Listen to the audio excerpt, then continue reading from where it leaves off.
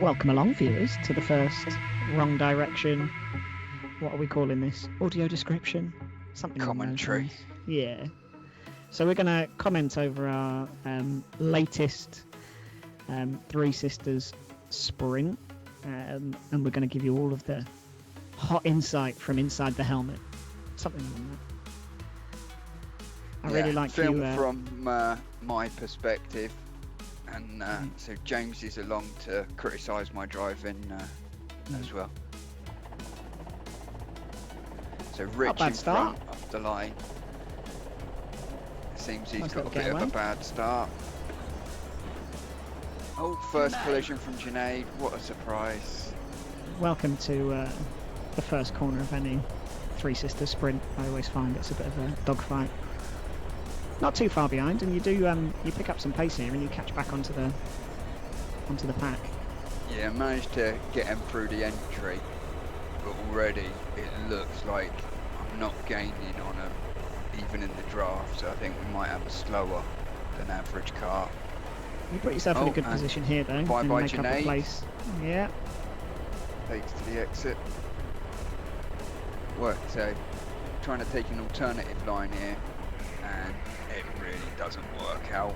And I lose in position to Rich, and James storming through.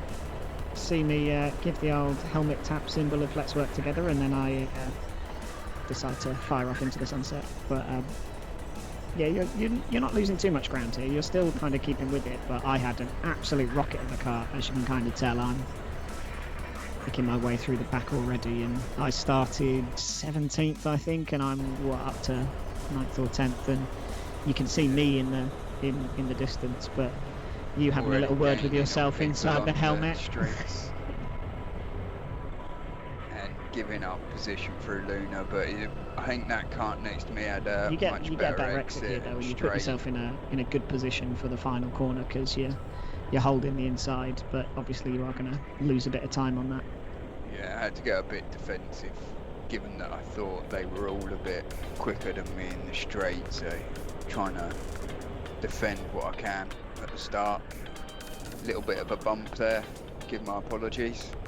You get a good run in there, though, that's why you kind of find yourself in that position, and then you're a bit too far out wide and Scott takes advantage. Yeah. I think I lost a bit of speed in that bump, giving up position that probably gave Scott the run on me, and he forced his way through a little bit, but nothing too bad. I send it back on him. Nice clean racing there. Yeah, I was going to say, you leave enough room there, and you get a great exit on high guards there, don't you? So you put yourself in another good spot on the inside here. I also tried to use him to block Scott in as well, because Scott had probably just as good a run out of that corner as I did. Catching back up to Rich. What I have noticed is you get a really good line out of two. I think it's something I need to look at, but you get a great run in there on Rich. Yeah, I think that you'll see here, I think that's more to do with Rich's kart than my line, because here you see where I wasn't bumping anyone, wasn't catching anyone. So I was easy bump drafting him here. Realised he had a slow kart, so I thought I was going to say, I think you're. I feel like you're a bit too nice here, because you stick behind Rich and bump draft him when I feel like you could have just got past him and got into a bit of a clean run of air. But yeah, it does impact you here. Because Mr. Wignall forcing his way through, and then I send it back on him, and Scott makes contact, and that costs me about, I think, 5 positions in total. Yeah, and you got a really slow exit as well. You put yourself in an awkward spot there. Yeah, couldn't move over because of the karts on the exit, but send it back up the inside through Luna, and then we'll come up to Ian. Yeah, decent draft, because you're battling with heavyweights here, aren't you? So you do get a bit of the advantage that both of us have on being that much lighter and that much less consuming of the aerodynamics than some of the other guys here. But trying to do a bit of a switch back on Ian, and you see you get just the run, don't you? Yeah, I think get a that's good run again there. the weight advantage there, giving me that little bit of exit. 'Cause normally I wouldn't try the inside of one, because you just covered off on two. But a bit bumpy, you can see, particularly through Luna.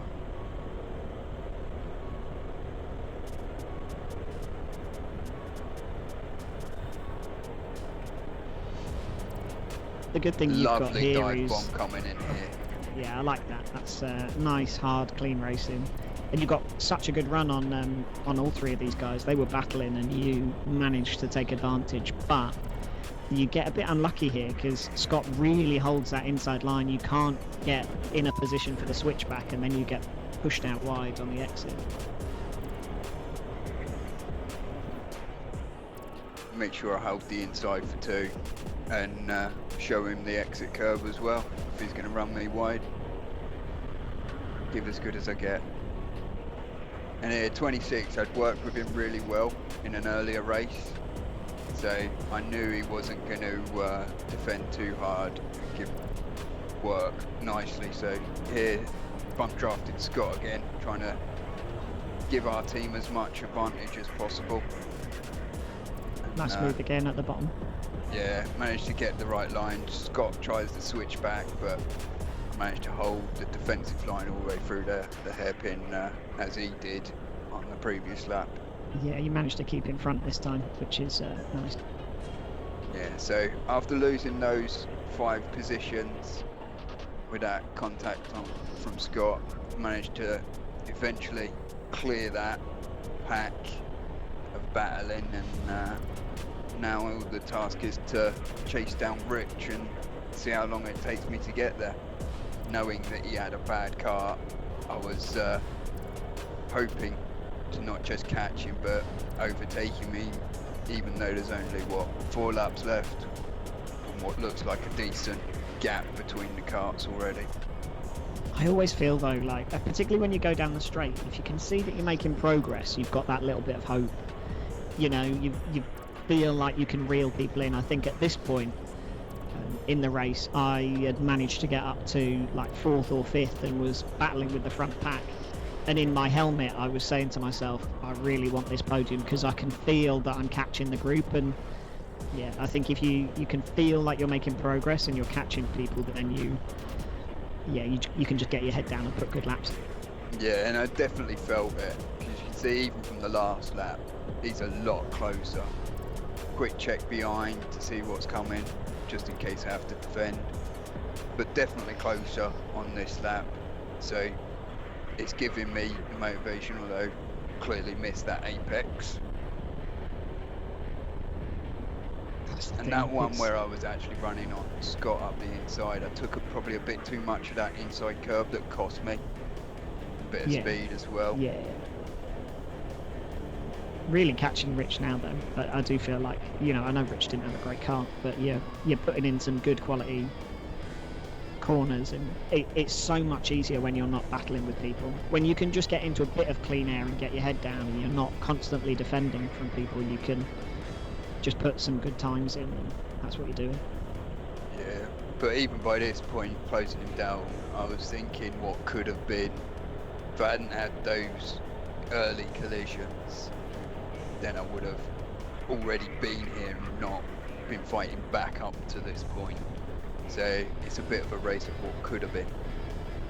Sometimes, I mean, it's the case that we all have when you have that luck of the car almost, and if you can't get a decent start and get away from some of the group, where you really don't want to be is in the middle of a pack, because you end up being susceptible to the kind of things that you unfortunately experienced in getting bumped out wide. Yeah, you can defend from one, but defending from two is a bit harder when they both choose different lines. And you're really catching both of these guys here now, aren't you? Yeah, penultimate lap, so looking to close it down, keeping an eye on. I can already see that there's carts up ahead, but they're too far away. So it's now become a question of, can I also get Larry? Because it seems both me and Rich have been slowly catching him up as well. Yeah, And you're in a great spot here again, right behind the two of them, closing the gap. Yeah, putting in an improved time there from myself for that lap, and I think the draft here should help us That's on the where you last wanna lap be. as well. Seems Rich, I think the weight through the start of loop really helps him with the traction, where we suffer with the bumps a lot more. It's So the managed to exit, get him up the inside, and here we just have a massive overspeed on Larry. So Yeah. send it Nice round the move. outside since he defended. Oh, and he's hit me. It's Hit contact me. there. Yeah, and he didn't even stick it to keep on the track either. So going from 2 positions gained to 2 lost because of that final corner or final lap contact. And here comes the gesticulation that we all know and love from Simon Cork. Yeah, gotta complain, but that's enough complaining. No need to. It was a go good to the tight marshals. race. I was going to say it was a good tight race, and there's some hard battling in there, but there's some, some good racing in there too. And like you can see, I managed to get up to second in the end with a lovely rocket ship of a kart after a shocking evening. So, Yeah.